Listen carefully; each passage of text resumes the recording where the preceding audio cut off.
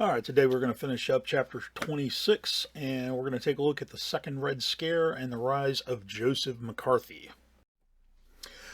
All right, with the Second Red Scare, obviously all of the post-World War II stuff that's been going on with communism, its spread is actually going to infiltrate and scare America, pretty similar to what we saw in the first Red Scare after World War I, because remember the revolutions in Russia ignited this fire. So what we end up seeing is we get a number of acts and ways to kind of check what was going on. One of the first creations is called the Loyalty Review Board.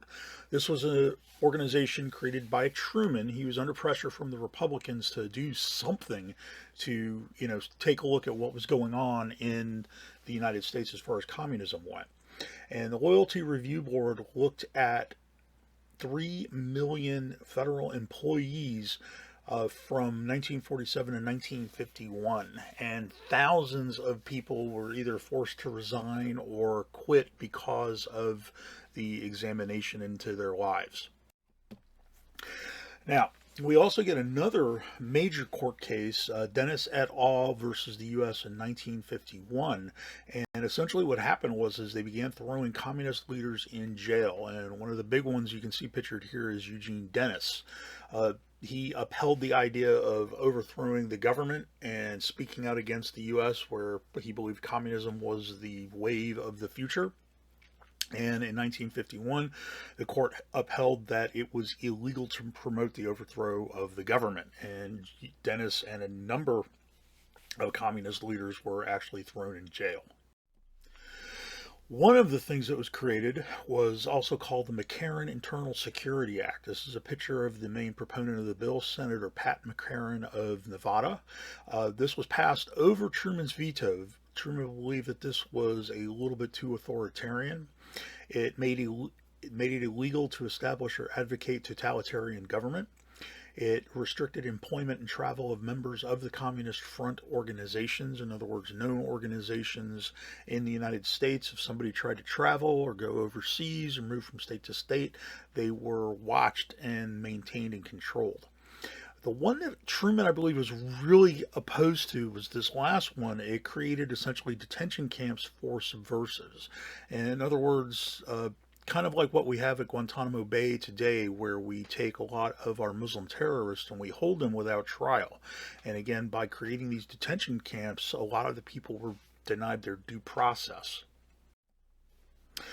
Now, one of the big ones, which will be around and also actually kind of instigates and helps out Joseph McCarthy later, is the House Un-American Activities Committee. This was actually recreated. It originally existed during World War II to ferret out Nazis in the United States, and it was revised to actually hunt down communists. Basically attacked the film industry and the Boy Scouts of America, and particularly the film industry. It really hit a lot of big name movie stars and directors and producers.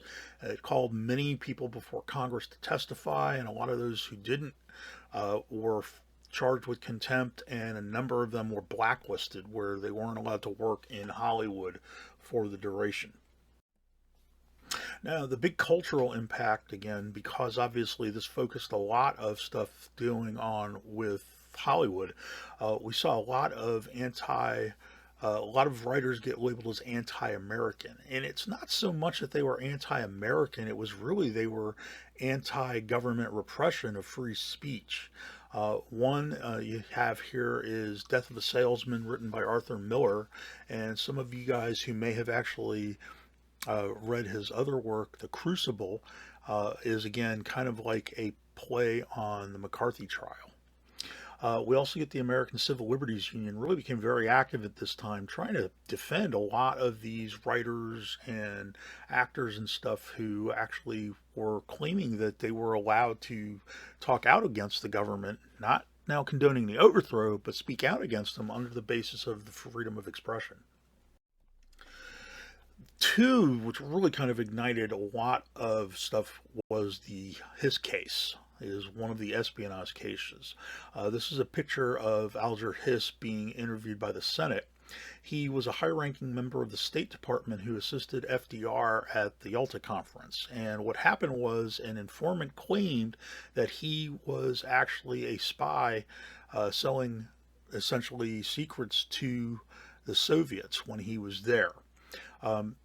He was never found guilty of any particular stuff, but he was convicted of perjury and lying before Congress. Now, the more serious case was the Rosenbergs. The Rosenbergs had connections to the Manhattan Project and were aspiring in New York. They were found guilty of selling the atomic bomb plans to the Russians, and as a result, they were tried and executed in 1953. Now, one guy who's really going to profit off of all of this is Joseph McCarthy. This is a picture of him holding his infamous list of claimants. He was a Republican senator from Wisconsin who claimed that there were 205 communists working in the government. And essentially what he did is he used sensational accusations to, talk about the list, but he wouldn't really name names. And as a result of that, his popularity just kind of skyrocketed.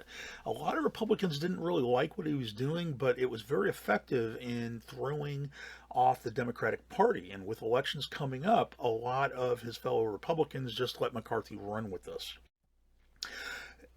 Where it really started to get kind of crazy, though, is he began witch hunts on television. Literally, he would have televised Senate committees where he would go ahead and bash anyone he could call before Congress.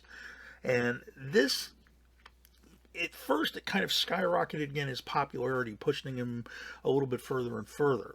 However, where he really kind of screwed up is when he attacked the army, saying that the army was actually in cahoots with the communists. And what happened is General Eisenhower took this as a personal affront and actually began speaking out against McCarthy.